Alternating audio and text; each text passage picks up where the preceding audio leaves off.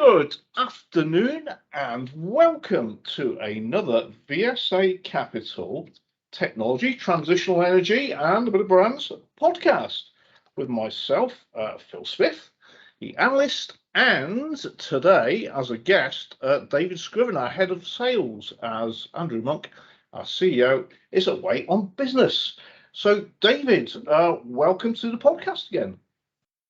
Thank you very much indeed. And I'm actually just back from holiday, so I'm looking forward to your very insightful comments that will follow on from, this particular podcast. So I'm looking forward to that. But perhaps if I can sort of position myself and what I've just quickly seen, I'm just seeing that a kind of repeat of where we have been. Midterms and economic stats are the kind of the overarching sentiment at the moment in the US and arguably globally. And of course, within minutes or so, if not already, we'll see the CPI data out in the US. And the survey was 7.9 and the prior was 8.2. So we'll look for that with interest. This, unfortunately, is casting a bit of a shadow over general sentiment. And on the negative side in the tech world, we've just seen this news about FTX. And the uncertainty has prompted Sequoia to take a 214 million write-down. Now, other big holders of FTX include names like BlackRock, Tiger and SoftBank. So we'll have to see what this results in for them. JP Morgan, following on this news in the sort of crypto space, is now calling for Bitcoin to potentially drop to 13,000, and the chart doesn't look too good on that. In other news, we've seen a number of layoffs, and I think you're going to mention that through the likes of Meta, Twitter, Shopify, Snap, and even Microsoft. But I would add in at this point in time, analysts have been cutting their earnings estimates outlook for the NASDAQ. And if we look into those forecasts for 2023, they're now perhaps down 0.2%, so just a modest down there versus plus 10% when they were making their forecasts in late June. So hopefully this is going to stabilize sentiment in the tech world. And then just very quickly, on the clean energy side of the world, on the positives, I'm noting that in some of the indexes that track this, they've been doing pretty well, and we've had some really good share price performances in First Solar, PNE, and Andritz. And that's my little comment. Perhaps you could kindly show us your thoughts, because you've been looking at the China factory gate prices, and then moving into a number of companies for which we'll look forward to your insights on.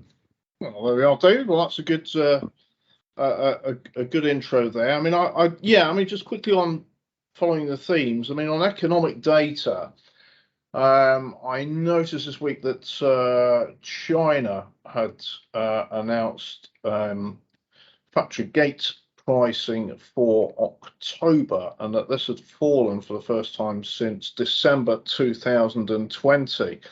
They said that consumer inflation moderated, and that reflects, faltering domestic demand. Because we know, the COVID curves that there have been in China. There's the, property prices falling off there as well, and so, this has led to what they call a producer price index of data that fell 1.3% year on year, and it gained a month earlier. So this is a sort of broad economic indicator there.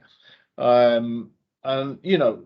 think a lot of observations are being made about the possibility of deflation in China, but ultimately, China's a huge exporter. We all buy things from China, and as there's deflation, pricing may fall. It may be a positive towards our inflation here.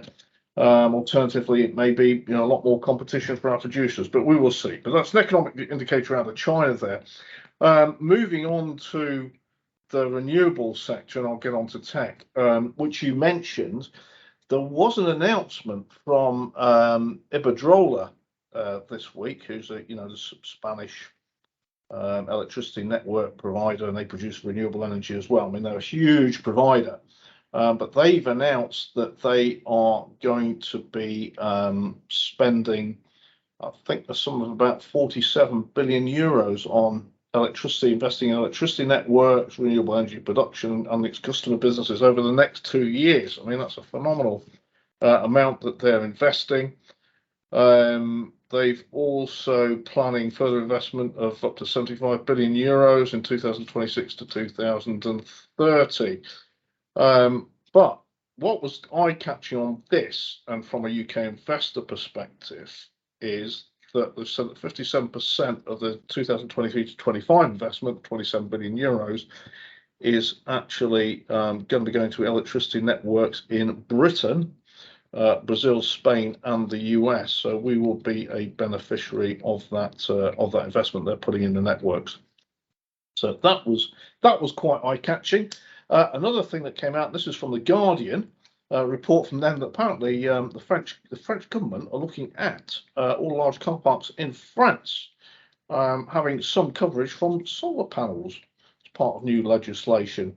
And so this requires existing and new car parks with space for at least 80 vehicles to be covered in solar panels. There we go. So that's quite a novel. That's a novel idea.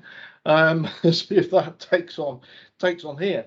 Another thing that caught my eye, though, and this is a longer term sort of theme, but very relevant to investors in the mining space, which is more, an area that you're very familiar with, and that's that Bosch in Germany are partnering up with IBM, and IBM have expertise in quantum computing. This is to use quantum computing simulation technology to find alternatives to rare earths and the metals that are needed in rare earths, as we know, everything from wind turbines, electric vehicles, but also for defence applications, and that's something that Bosch is looking at with IBM. But again, it's a longer term thing, but part of a sort of overall theme in transitional energy. So I don't know if did you see that, David? I hadn't seen that, but I did. I read your notes, and that's an interesting development. And what you said is absolutely true. These are critical rare metals, and they, we have to import so much more from China. So it'll be interesting to see how that unfolds. Yeah, and Bosch, and again, this is scale of big investment going in. So for everything that's happening in the markets right now, some of these big corporations really are ploughing ahead with long-term investment.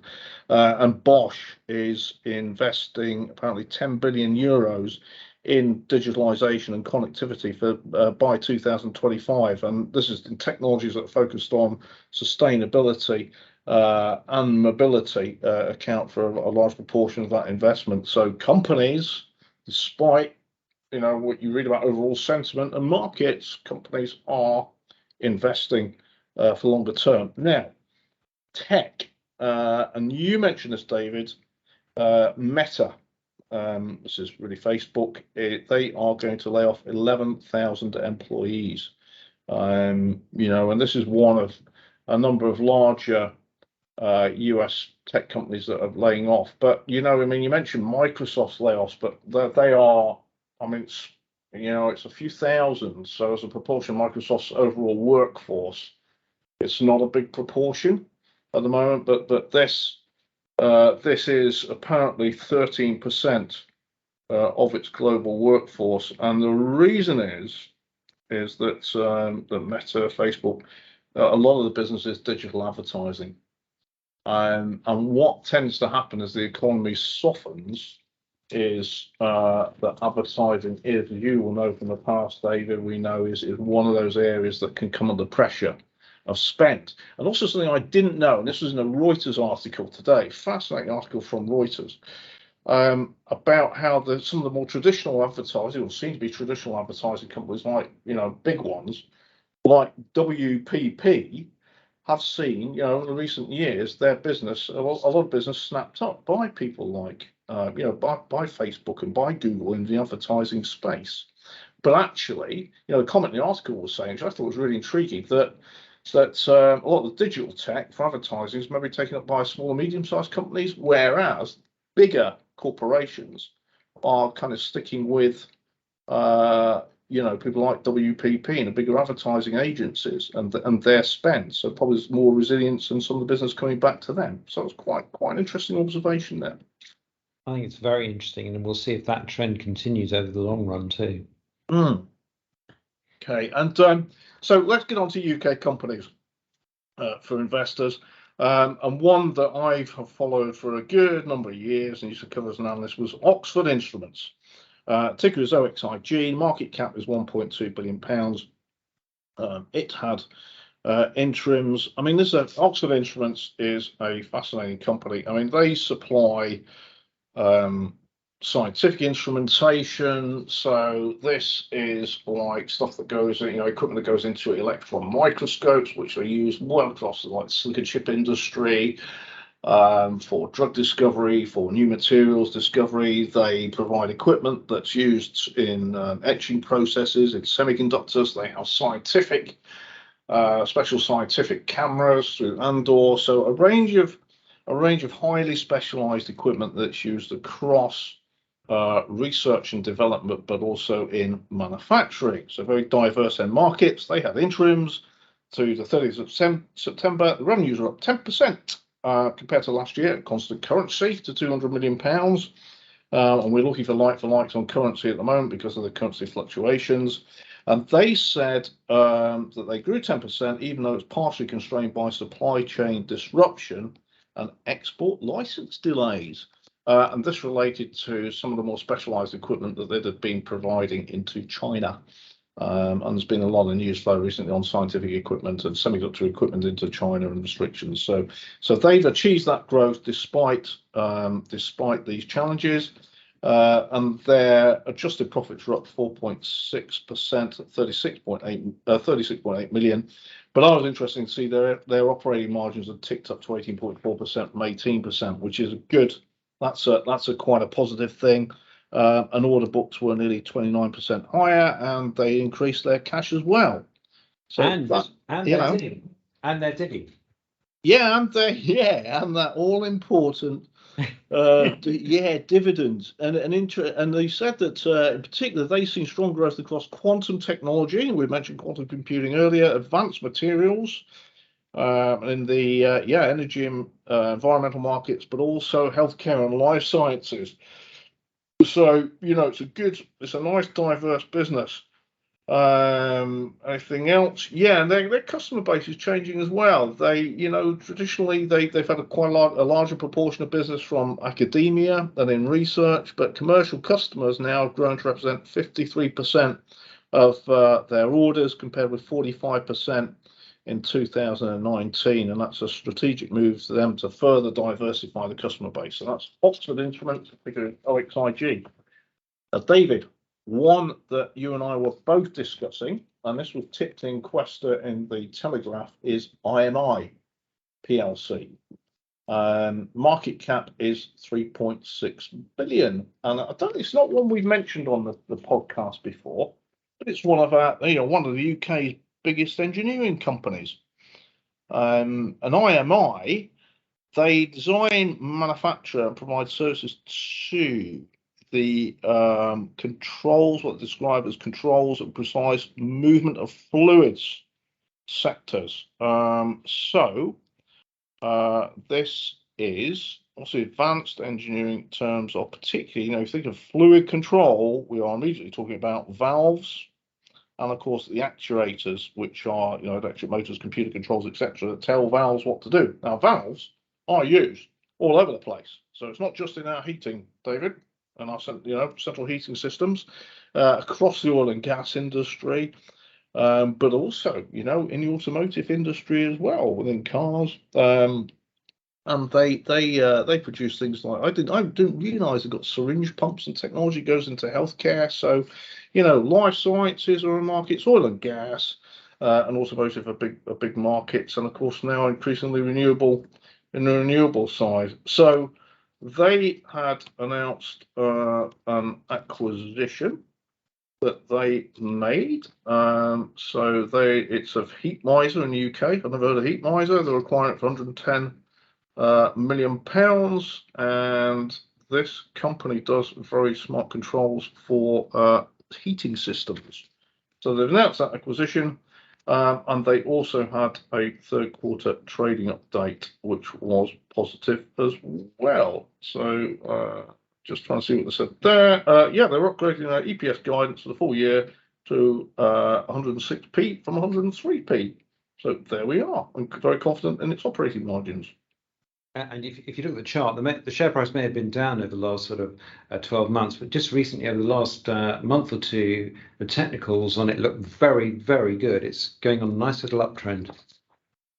Ah, oh, really? Okay, now I'll have a look further at that, actually. I mean, what's interesting here is I was looking at their interim results as well, and their interim revenue was up by 7% to 972 million. But the operating margin increased from 15.7% to 16.4%, producing I think the end profit was about 95 million pounds. But increases in margins in this environment are a very, very good thing, because if you think about it, firstly, you've got, the inflationary costs, which reduce margins, and cost of materials. You've got pay rises going through, so you've got pressure on staff costs, and then there's supply issues, which again can put material pricing up. So even though you can pass on that to a degree to your customer base, nonetheless, it can be a challenge to firstly maintain margins, let alone increase them, which I'm doing. So that also reflects, your strong margins always reflect how good your product is and how customers value it. So there we are. Zoo Digital, David, they have interims too. I don't know if you saw those. Yes, and they've been in the press quite a bit, and a number of fund managers in the UK have been making very positive comments about the company. And I must say, I do find this incredibly interesting company. Well, what they do, so Zoo Digital, the ticket is Zoo. They have their interims, and they, I'm sure for those of us that view the streaming channels, Netflix or Disney or Amazon, just look now at the amount of overseas, or what we would say is overseas or foreign languages it used to be classified, films that are on there, just incredible. I mean, you've got a huge base of Spanish language speakers, for instance, globally, that are now, look at the media that's getting served on the streaming channels. A lot of it, so I can watch it, and I have a dear Spanish wife, and we don't watch all Spanish films and dramas. It has to be dubbed, has to be translated, has to have subtitles applied to it. All needs to be done very sensitively, and you can supplement doing all the translation using software, but ultimately it all has to sound sensible and has to make sense to read, and they do this. So they apply software technology to the process, and they also have a huge freelance base of translators that they use, and Zoo provides its services to the global streaming channels, such as including Netflix. And their interim period, they reported their revenues were up by 91% to $51.4 million. Driven by strong growth in localization, as it's called, localizing the languages, and expansion of its media services. They also saw their EBITDA double, which, as they rightly say, reflects operational gearing, and they moved into a maiden profit before tax of 3.5 million versus a loss previously of $1.5 million, and they generated cash of $4.9 million. So they've got a strong balance sheet of $11 million. So, super set of results there from Zoo Digital. It's very on. Yeah, no, I was going to say, I think it's really interesting because, as I said, I don't know it too well, but I'm fascinated by the model and what they're doing, and also this freelancer network, which is growing, and how that works within the model. I think it's very interesting indeed. Yeah, well, those of us with, I used to cover a company called SDL, which was listed, and that was acquired. I think it's by listed companies by RWS, if I remember. Someone will correct me on this one. But SDL had a similar, a model like this, where you have out there a network, thousands of freelance translators, and SDL originally were doing it for for the e-commerce industry primarily. I mean, if you think about that very logically, every multinational has websites in loads of different languages, depending on the regions that they are serving. And so, for instance, if you're a multinational car manufacturer and you have many, customers in Germany, you will have a website that is logically in German for those customers. And every time you're producing a new model or variants of that model, changes need to be made to the websites, and that involves deploying all these translators. So that's kind of how it works, David. So it's it's using translational software complemented by humans to make the whole thing, make sense and read correctly. There you are. I wish my podcast could be deploy the technology sometimes to come out as adequately as the subtitles that we see on Netflix and the dubbing. Right, moving on swiftly. Kinetic. Now this takes us on to defence. Kinetic is ticker is QQ, 2 billion market cap, and I'll spell it out for our listeners just so they can check. Is QUINETIQ. Kinetic. These shares, the share price is up about 32% to date. It's performing strongly. Just had its interims. What do Kinetic do? It's advanced defense technologies. It's involved in command and control systems, robotics, cybersecurity, advanced communication systems. So do have a look at their website. There's an incredible range of technologies that they support into defense. And their major geographic focus is, quite logically, the US, the UK, and Australia. And they, during the interim period, they've made 2 big acquisitions. Avantus, which is in the US, they're acquiring that for $590 million. And they are what they describe as mission-focused cyber, data analytics, and software development. Supplying the US Department of Defense, intelligence community, and Homeland Security. And then they're also acquiring a company called Air Affairs in Australia, and that's for 31 million. And Air Affairs produce unmanned targets for what's described as mission rehearsal, practice targets, training services, but also have electronic warfare capabilities. So those are acquisitions they've made during a period. They also announced during the interim period that they've successfully delivering on a framework agreement in the UK alongside Atkins and BNT. First off, orders for 193 million, revenue of 135 million. But this is I think this is MOD related, command and control systems. And in the US, they won 2 significant contracts worth up to $45 million each for looks like development command systems. Let's just have a quick look at that. It's multi-year research and development tech for US Army for imaging services. But just in terms of those interim results, quickly run through those. Revenue up from 600 million to 673 million, operating profit from 41 to 100 million.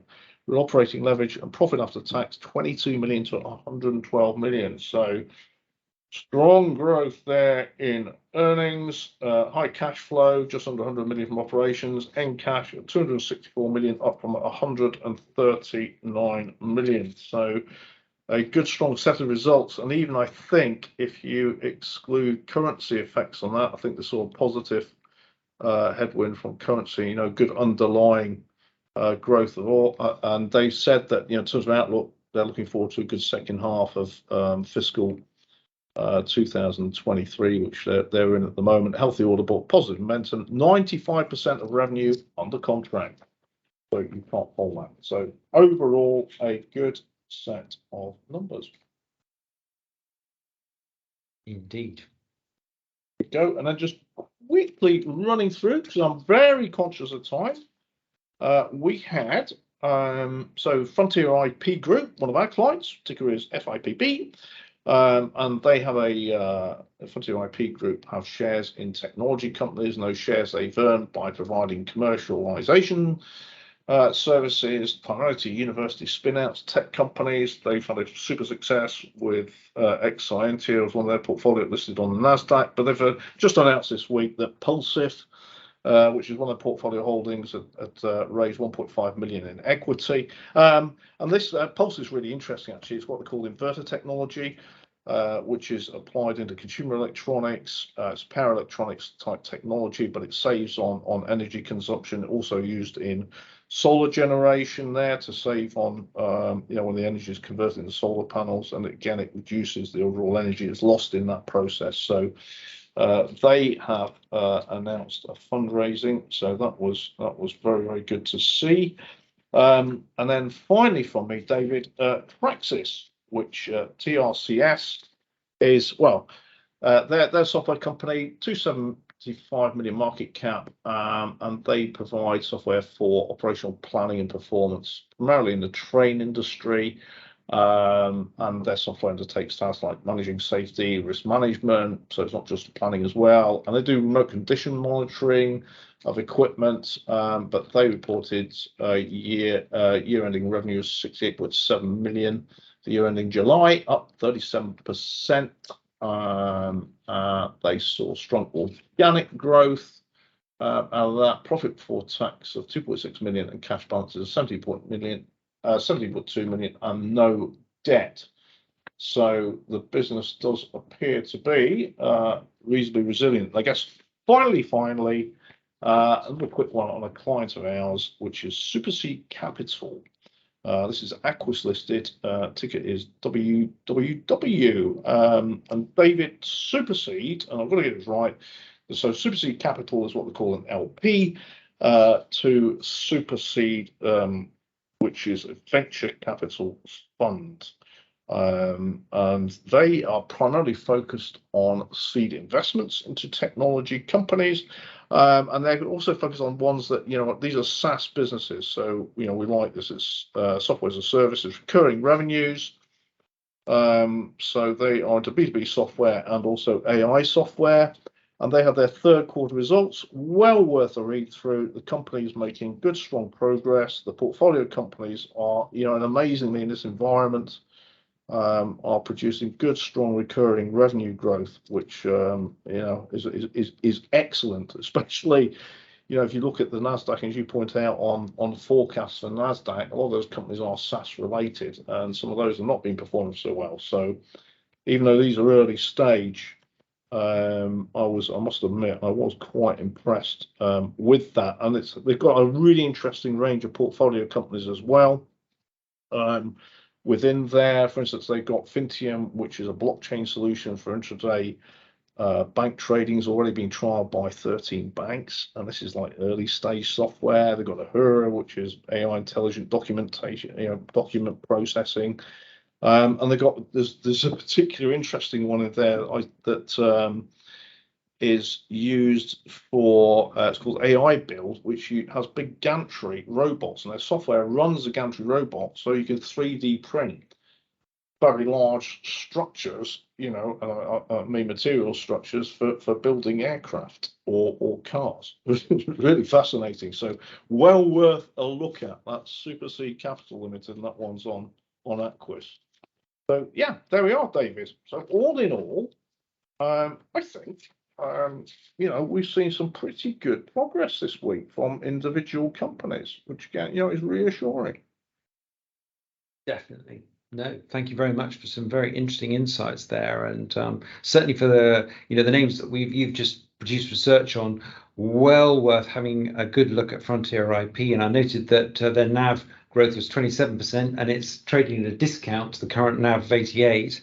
And Superseed likewise, very, very interesting.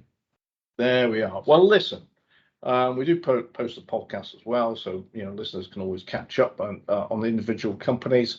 But as always, we do welcome comment from our listeners. Good, bad, indifferent, and if you've got any ideas, things you want to discuss, please feel very happy to get in touch with myself, Andrew, or David. We'll be delighted to respond. And David, we'll look forward to another Tech and Trans podcast from VSA Capital next week. Thank you, David, for joining me today. Many thanks. Pleasure.